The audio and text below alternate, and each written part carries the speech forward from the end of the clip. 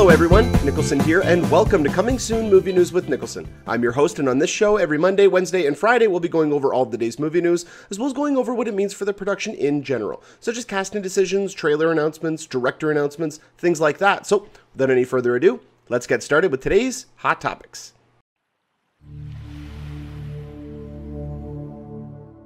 With our first topic today, actor Toby Kebbell, who's playing the upcoming character of Doom in Fantastic Four, which is going to be coming out in August of 2015, recently gave an interview doing the promotional rounds for the Dawn of the Planet of the Apes Blu-ray release.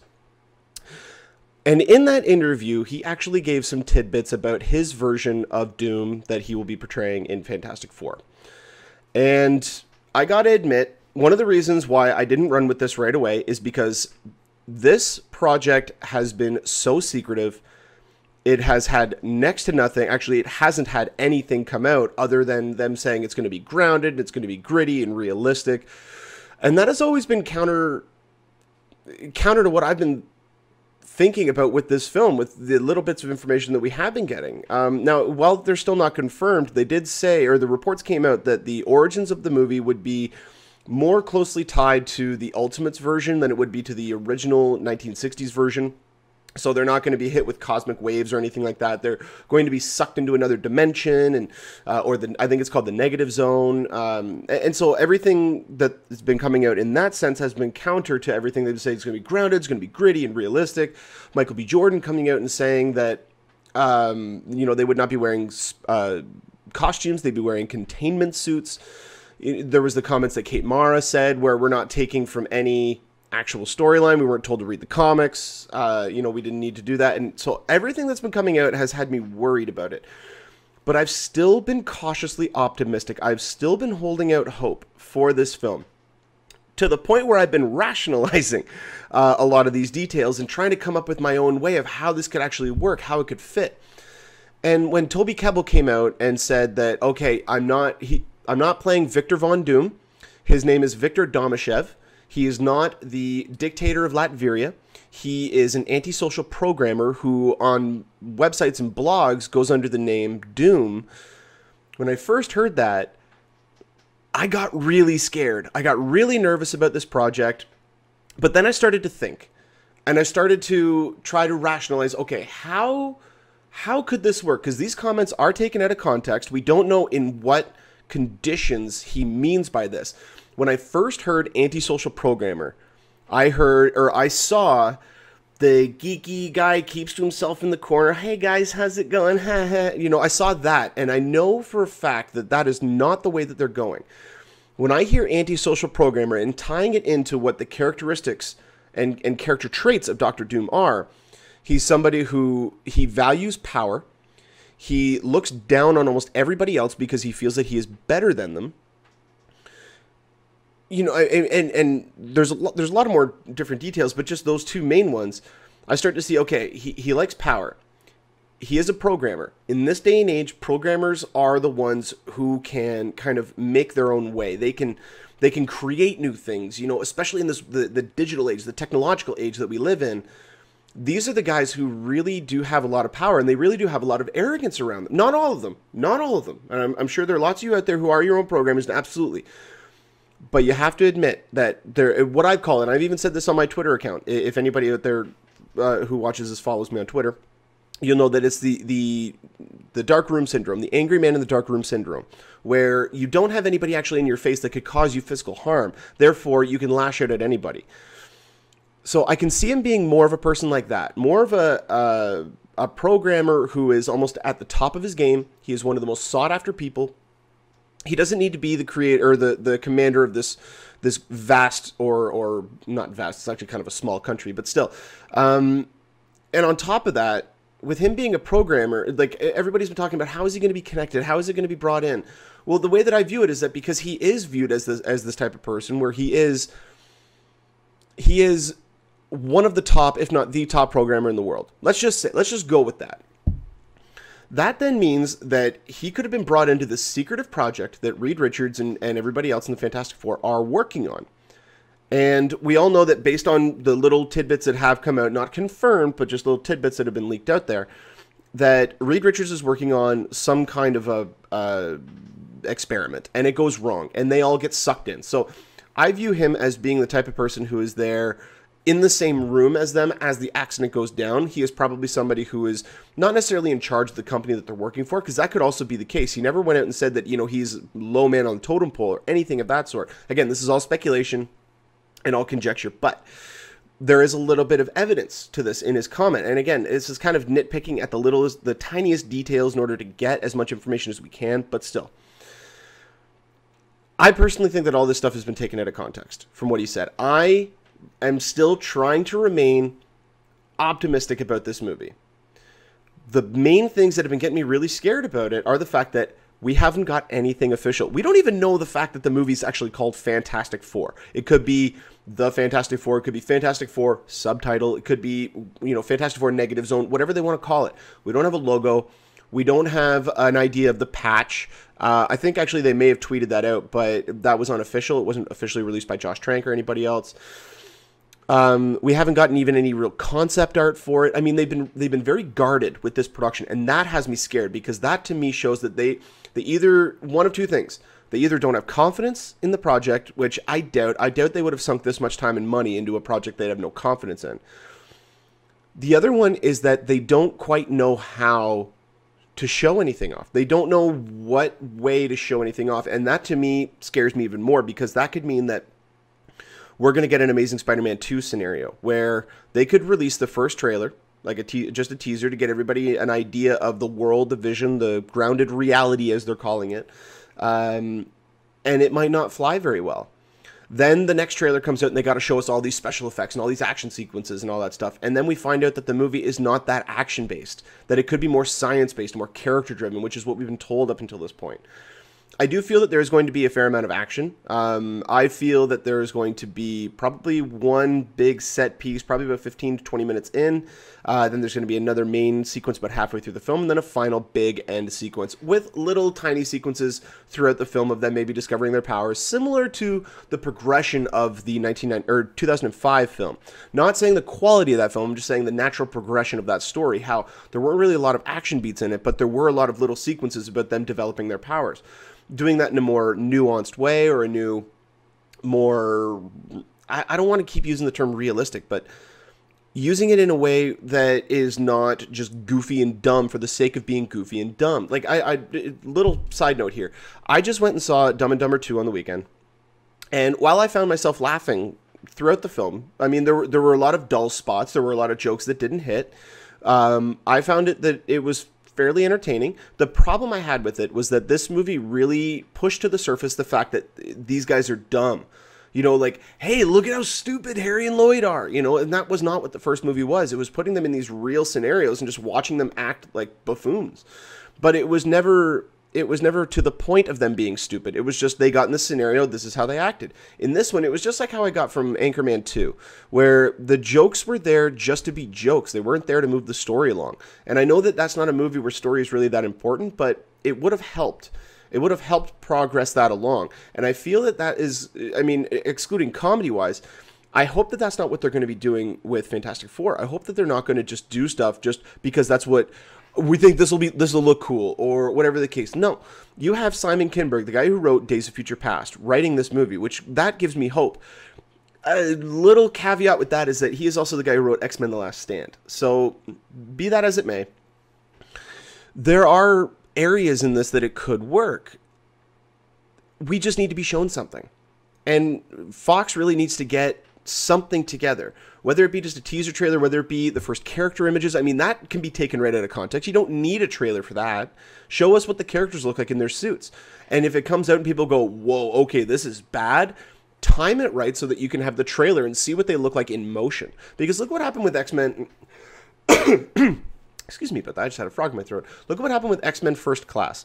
When those first teaser posters came out, everybody thought, oh my God, this looks terrible. These look horrible. This looks so cheap. It looks so fake. It looks just bad.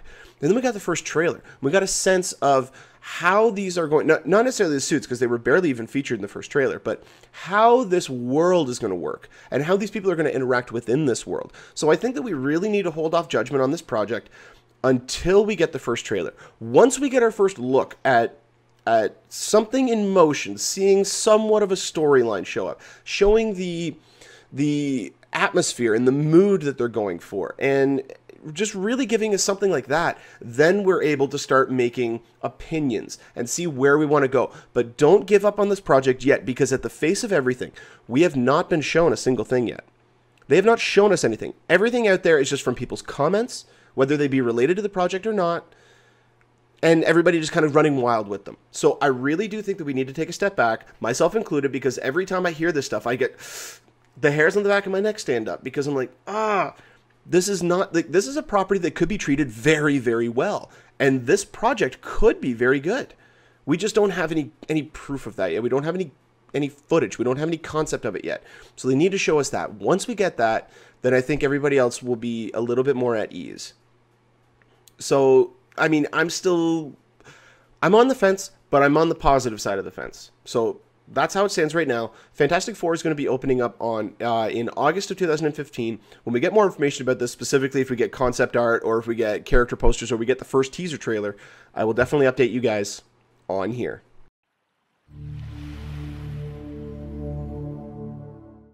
With this next story here, news just came out about Universal's upcoming monster movie universe. And up until this point, I think that I've been one of the only people who's actually been eagerly awaiting what could be something really unique and something really cool. Well, at least that was my thought. Word has come out today, or not today, a couple of days ago, from a chairman from Universal Studios who said that in the past, they've attempted to revamp these properties that they had, whether it be Frankenstein, whether it be Dracula, whether it be Van Helsing, whether it be The Mummy, to not the greatest success, whether it be story-wise or whether it be commercial. So what they've said is they're taking them out of the horror genre and making them more of an action-adventure genre. Now, right there, that to me is almost contradictory, because they admit that past attempts have been failures, yet they're going to bring them into the action-adventure realm. Correct me if I'm wrong, but wasn't Stephen Sommers' The Mummy movies action-adventure? They had horror elements, but weren't they action-adventure? They were more about, you know, figuring everything out. The first one had more horror elements, I'll give it that. The second one was more of an action-adventure, didn't really have any horror elements. The third one had no horror elements, and the third one wasn't even really a Stephen Sommers movie. I mean, that's not even a compliment. But yeah, I mean, this to me is just really, really odd. I mean, the only reason I could see this happening is because they're trying to not only mirror the movie universe structure that Marvel has created, they're now trying to convey that same genre. They're trying to make action movies with these characters, and that's not going to work. I can guarantee you right now, that's not going to work. The idea they have for The Mummy, I mean, to me, I'm less on the fence than I am with Fantastic Four with this one. Listen to this. Alex Kurtzman's The Mummy will be the first out of the gate in June 2016. It will revolve around Navy SEAL Tyler Colt, who, while tracking down terrorists, stumbles upon a tomb which he thought was a bunker with a sarcophagus in it that he opens, causing him to physically link to Ashurbanipal, the king of Assyria, who is going to be this franchise's new version of The Mummy. What? Like, what? I mean, what? I don't get this. Again, I don't know what direction they're trying to go with. I know they're bringing them all into modern day. That was part of the quote from the chairman from Universal. I'm forgetting her name. I want to say Amy Pascal, but that's from Sony. This to me just seems weird. It just seems odd. It seems desperate. Right now, to me, it kind of goes against what Universal has been about. Although Universal is, they're hurting for a franchise. They need a good franchise because I mean they're trying to reinvigorate Bourne. Next story is going to be talking about Fast and Furious. You know, I mean, outside of their animation, they don't really have all that many. They're bringing out a new Jurassic Park movie. They don't really have any big franchises outside of those ones. So they're trying to see what they can create. Now, I do think they have a better brain trust than what they have at Sony, because Sony's just basically grabbing, okay, we have all these ideas, put a little bit of glue on them, throw them at the wall, and whichever order they come up in, that's going to be our storyline. Like, that's what I get from Sony. Universal, on the other hand, I don't take that from them. I'm just getting a little freaked out, because with The Mummy, the next one that's being reported after that, they just announced an April 2017 release date for an unannounced film, and many believe that to be The Wolfman. So we're doing a new Wolfman, but they're going to be bringing that into modern day. And the other characters that are said to be, they're going to be creating are Frankenstein's monster, The Invisible Man, Bride of Frankenstein, and Van Helsing, obviously with other sequels planned. Now, it originally wasn't planned this way, but Dracula Untold, the movie that just came out last month with... oh, I'm forgetting his name. He was in Fast and Furious 6. He's in the Hobbit movies. Oh, it'll come to me. He is... That movie was not originally supposed to be part of the Universal Monsters universe. And now they've pigeonholed that movie into that. They just, at the last minute, just shot one little sequence that was set in modern day, that was after the credits, and that was it. That was its connective tissue. I don't think there was enough there for them to be strong-armed and to beholden to that. So whether or not they have to keep that Dracula or move on to another one is completely up in the air. We really don't know about that. But as it stands right now, I was excited for this, but now I'm not. I mean, until we see something from this that could potentially change my mind, I'm not really all that excited for it because they're doing this just for the sake of doing it. And I know that sounds really odd and vague and probably very close to accurate, but... at the end of the day, this looks like there's not being a lot of thought brought into it. They're just like, okay, we need to do these movies by this date. Whatever story you need to put out, just put out. We're putting this movie out on that date. Instead of actually coming up and saying, we have this great idea and really working to connect all the movies. Like, I mean, a lot of people accused DC for the longest time of not having a plan, not having a through line. Lo and behold, they came out and said, we now have our next 5 years planned out. They took their time. They got their story planned out. They got their through line. Now, obviously, things can alter and things can change, but they have a plan. They have an idea. They have a through line through all the films that is going to make sense. If Universal had spent all this time doing that, and now all this information is coming out, and it's just coming out at the wrong time, that is another case. But as it stands right now, with the information we're getting, I am not that excited for it. My mind can be changed as soon as we see some pictures, official synopsis, because this, I don't believe this is the official synopsis. This is something that came out from somebody working on the project. But yeah, I'm getting nervous about this. So hopefully my mind can be changed. Hopefully something can come out from this that really get me excited about it. But as it stands right now, I'm not all that excited. The Mummy is currently set for release in June of 2016, following up with presumably the Wolfman in April of 2017. If we get more information about the Universal Monsters universe, I will definitely update you guys on here.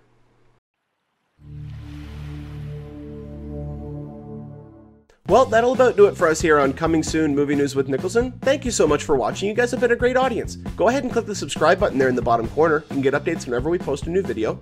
You can also follow me on Twitter at Niklsun, Niklsun, for all of your movie updates. And you can also give us a like on our Facebook page at facebook.com/movie news with Niklsun. Every Friday episode, I try to answer as many questions as I can, so if you have a question or a topic that you would like to have discussed on the show, you can go ahead and write a comment in the comment section, or you can email us at movienewswithniklsun, Niklsun, @gmail.com. We'll try to get to as many as we can on Friday. But until next time, you guys enjoy the rest of your day. Take care.